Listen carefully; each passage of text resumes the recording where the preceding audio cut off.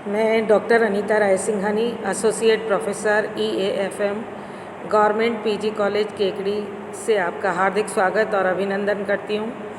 BCom part second के paper के लिए आज ये लेक्चर तैयार किया है।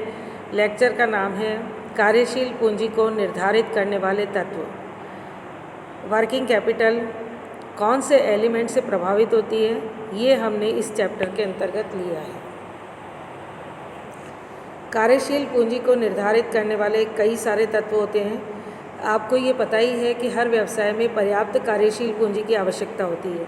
आवश्यकता से अधिक पूंजी और आवश्यकता से कम पूंजी दोनों ही व्यवसाय को ख़त्म कर देती हैं।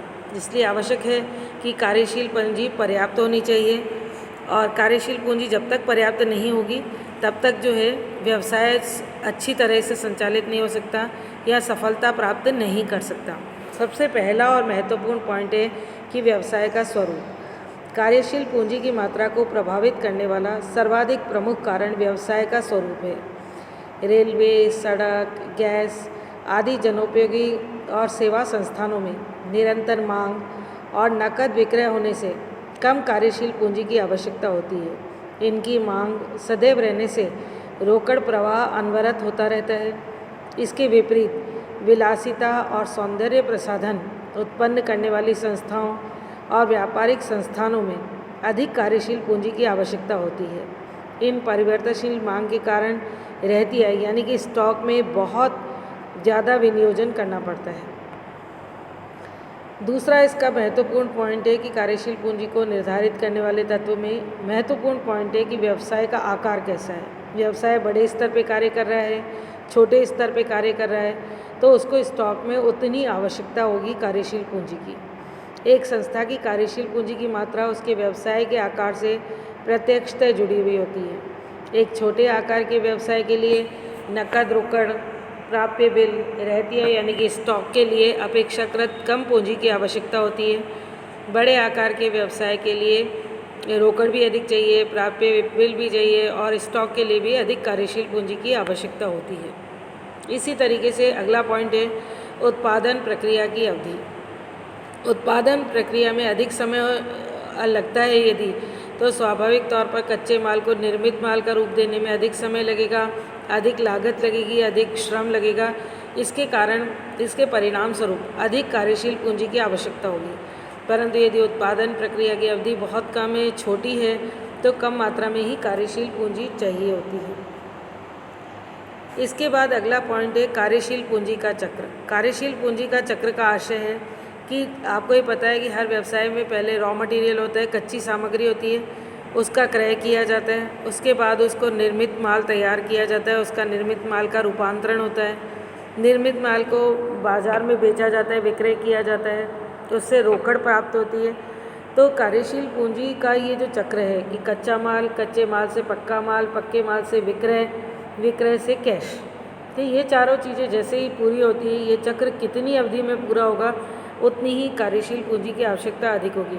मान लीजिए कच्चा माल लाने में 15 दिन का टाइम लगता है और उससे निर्मित माल बनाने में फिर 15 दिन का टाइम लगता है, फिर उसको बेचने में वापस 15 दिन का टाइम लगता है, और इसी तरीके से कैश में कन्वर्ट होने में फिर 15 दिन का टाइम लगता है।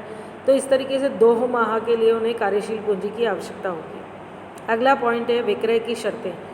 माल का विक्रय नकद या उधार किया जा सकता है। यदि निर्मित माल नकद बेचा जाता है तो कम कार्यशील पूंजी की आवश्यकता होगी, और यदि माल को उधार बेचा जाता है तो उसके भुगतान में अधिक समय लगता है, तो निश्चित तौर पर अधिक कार्यशील पूंजी की आवश्यकता होती है। इसी तरीके से आता है व्यवसाय चक्र।